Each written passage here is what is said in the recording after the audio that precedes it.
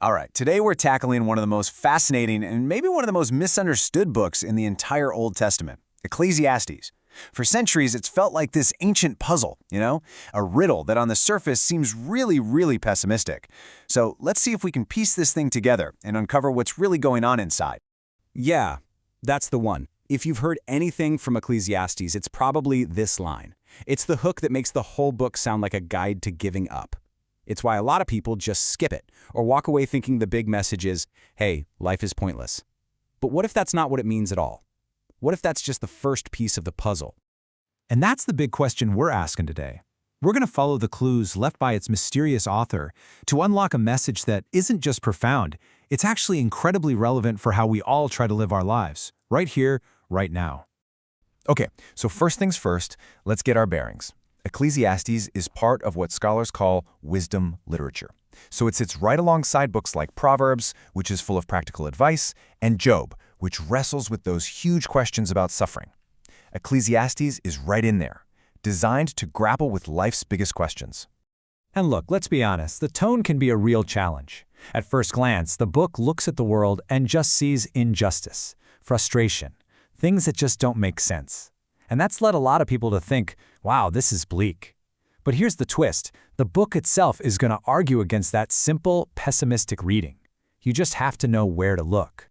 All right, so where do we start? Our first major clue to cracking this code is the guy writing it. We need to get to know our guide on this journey, the narrator of the book. In the original Hebrew, the author doesn't have a name. He has a title, Qohelet. It's more of a job description, really. It comes from a word that means to gather or to assemble.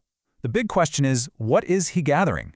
Is he a preacher gathering a crowd for a sermon, or is he more like a philosopher, gathering up timeless pearls of wisdom?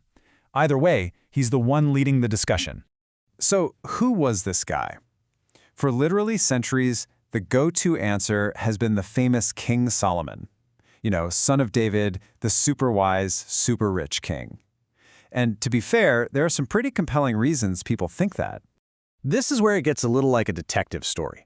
In the pro-Solomon column, the author calls himself Son of David, King in Jerusalem, and talks about wealth and building projects that honestly sound exactly like Solomon.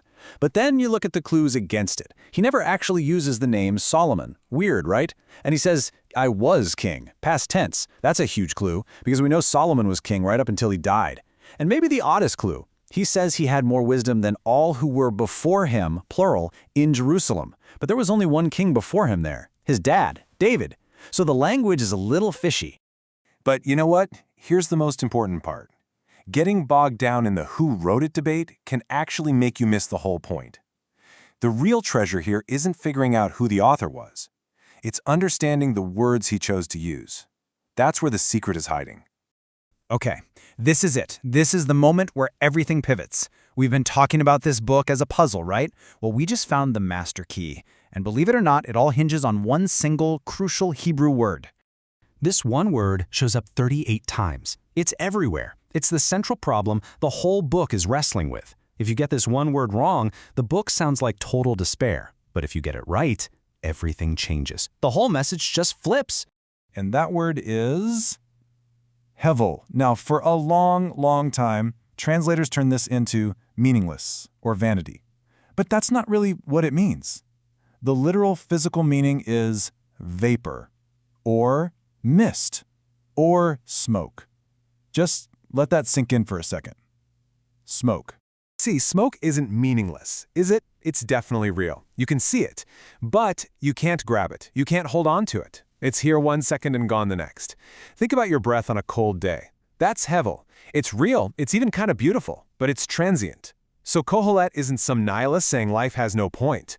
He's a realist saying so much of life is like smoke. It's temporary, it's fleeting, and you can't control it. Okay, so now that we have our key, the word hevel, let's go back and see how the teacher uses it to describe the world.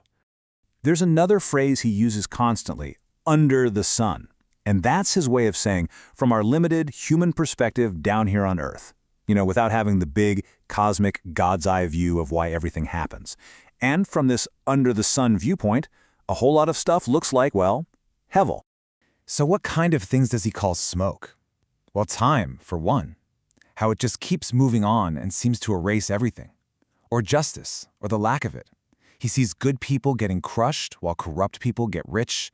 And of course, the big one, death. It doesn't matter if you're a genius or a fool, rich or poor, death comes for us all. From our perspective under the sun, all these things are totally out of our control. You can't grasp them. They're hevel. Okay, so, if so much of life is smoke, if we can't control half the stuff that happens to us, what are we supposed to do? Just give up? No way.